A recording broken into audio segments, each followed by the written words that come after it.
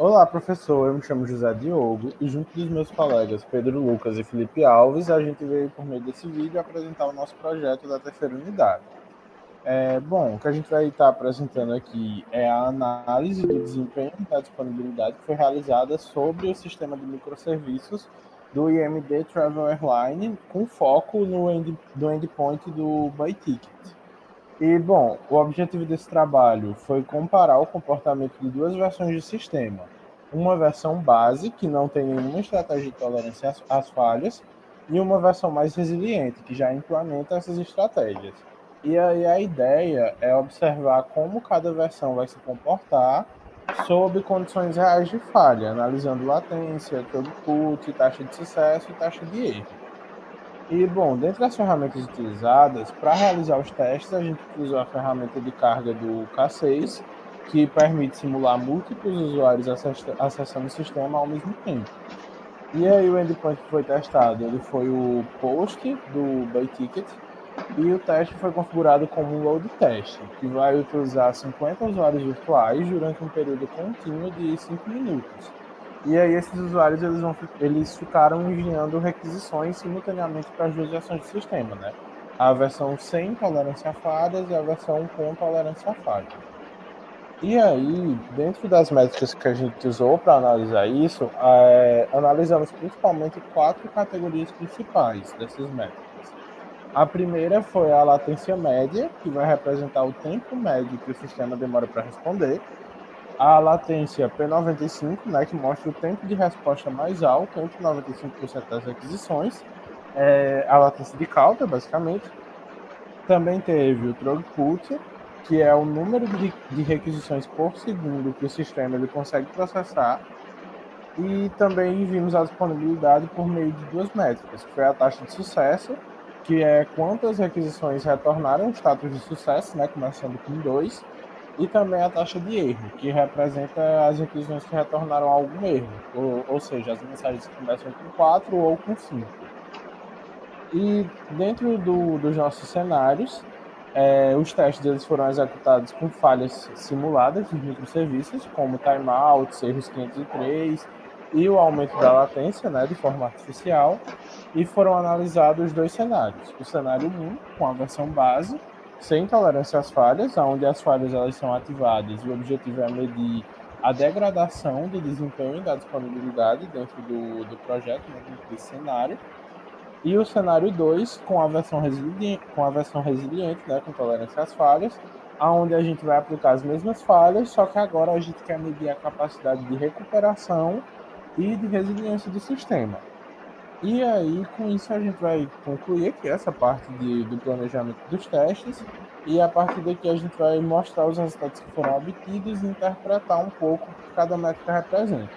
Então, agora eu vou passar para Felipe, que vai explicar um pouco os resultados da análise e comparar os dois cenários. Bom dia, professor. Eu sou Felipe Alves e agora eu vou falar um pouco sobre os resultados e a comparação das métricas que foram obtidas durante o nosso trabalho.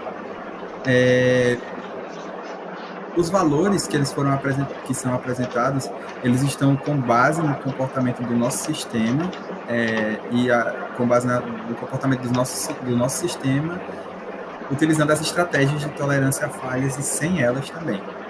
Sobre os seus números, na versão sem tolerância a falhas, 65% das requisições elas tiveram sucesso. A latência média ela foi de 5.500 milissegundos. A latência do K6 ficou em 8.000 milissegundos e o throughput foi de 4.5 requisições por segundo. Já na versão com tolerância a falhas, o sucesso ele acabou subindo para 95%. A latência média ela aumentou para 7.000 milissegundos e o K6 chegou a 10.500 milissegundos. O throughput também subiu para 7.5 requisições por segundo nessa versão com tolerância a falhas. Sobre a disponibilidade, iremos falar também tanto sobre a taxa de uso quanto a taxa de erro. A primeira diferença, clara, ela apareceu quanto à disponibilidade do sistema. Na versão sem tolerância à falha, apenas 65% das nossas requisições elas conseguiram ser concluídas, e isso aconteceu porque qualquer falha em serviços secundários, como o serviço de Exchange ou o serviço de Fidelity, ou até mesmo quando ocorria um timeout no serviço de voo, fazia com que o orquestrador retornasse erro para o sistema. Já na versão com tolerância a falhas e com as estratégias de fallback, de fire and forget ativadas, o sistema ele acabou conseguindo completar 95% das requisições, mesmo quando ocorreram falhas internas. Ou seja, ele se manteve funcional apesar das instabilidades. Sobre a latência, quando analisamos a latência, a gente percebeu um aumento na versão resiliente. Isso aconteceu porque o mecanismo de retry com back-off exponencial fez com que o orquestrador esperasse mais tempo antes de desistir de uma requisição em falha. E esse comportamento ele melhorou a disponibilidade, mas naturalmente aumentou o tempo que essa requisição levou para ser processada. Então, o P95 também subiu bastante, e isso refletiu que, em situações de falhas, algumas requisições ficaram claramente mais lentas. Sobre o throughput, mesmo com latências mais altas, este melhorou significativamente também, de 4.0 RPS na versão sem tolerância a falhas e 7.5 RPS na versão com tolerância a falhas. Esse aumento ele foi causado principalmente por causa das estratégias como o timeout reduzido, que permitiu que o orquestrador falhasse rapidamente quando um serviço estivesse muito lento, e isso evitou bloqueios mais longos, liberando os recursos que estavam sendo utilizados para processar mais requisições. Bem, como agora eu apresentei como esses números se comportaram, eu irei passar para Pedro, que vai explicar mais sobre como cada estratégia de tolerância a falhas ela impactou nesses resultados, juntamente com as conclusões do nosso relatório. Olá, professor, boa noite. Meu nome é Pedro Martins. Eu vou falar sobre a parte de como as estratégias afetaram, né, o sistema, as estratégias de tolerância a falhas. Bom, primeiro, deixa eu descer aqui um pouquinho.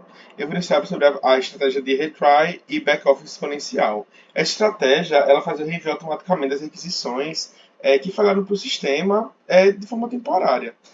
Depois disso, após a implementação desse método, ele faz o aumento da probabilidade de sucesso das operações, né? Ele fica retentando ela até fazer com que ela funcione. Porém, né, a implementação desse método, ele acaba por adicionar um tempo extra na resposta, que pode dificultar, né, uma resposta mais ágil por parte da gente, no caso da gente que me refiro ao sistema. Agora sobre a estratégia de fallback. Essa operação ela é usada na consta de voo e na parte de câmbio, certo? Quando o serviço falha, ela faz que valores alternativos eles substituam, certo? O valor que era para ser retornado, um valor mais próximo, que pode ter vindo de outra operação que seja semelhante. Essa operação ela mantém o fluxo funcionando direitinho, né? Porque vai estar só pegando um dado anterior para poder se manter atualizado.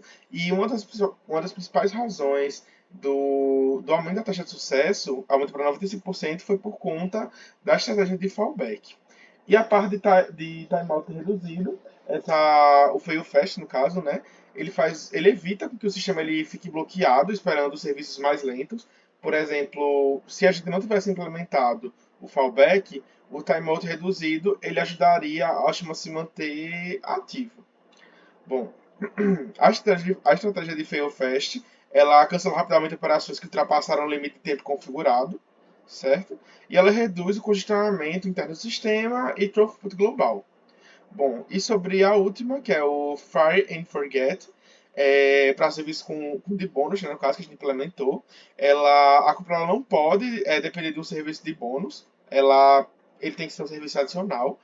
Mesmo que o crédito dos pontos ele falhe, né, a transação ela é completa, ela continua completa, porque ela vai esperar um tempinho para ela poder continuar, e vai ajudar o sistema a se manter funcional, mesmo que o sistema de serviço do Fidelity ele falhe.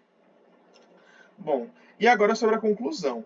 A versão resiliente ela demonstrou ser mais robusta se comparado com a versão não resiliente, por conta da estratégia que a gente implementou e até pelos números, foi possível assim ver de forma clara que o que a gente implementou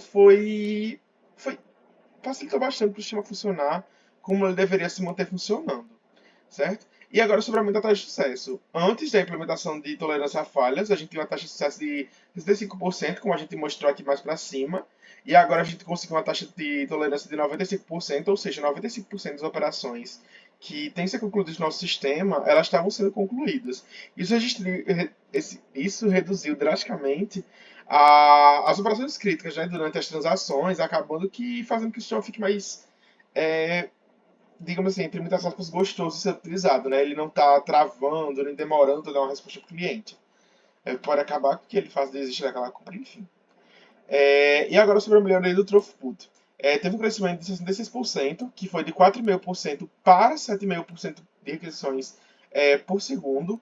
O impacto na latência. A latência ela aumentou em alguns casos. No caso, ficou um pouco mais latente, mas ainda assim estava funcionando. Não era tão perceptível assim a diferença de latência. Isso era esperado por conta da questão de retry e fallback que a gente implementado anteriormente. E agora a gente também conseguiu uma maior estabilidade no sistema, o que melhorou significativamente, né? Bom, conclusão geral. As estratégias de tolerância a falhas elas foram aplicadas corretamente, de acordo com o que o senhor mostrou para a gente foi pesquisando também por fora. E o sistema ele se mostrou mais robusto, mais confiável e mais adequado para ambientes críticos. Para, por exemplo, internet lenta, o sistema fora do ar, o sistema com muitas pessoas acessando ao mesmo tempo.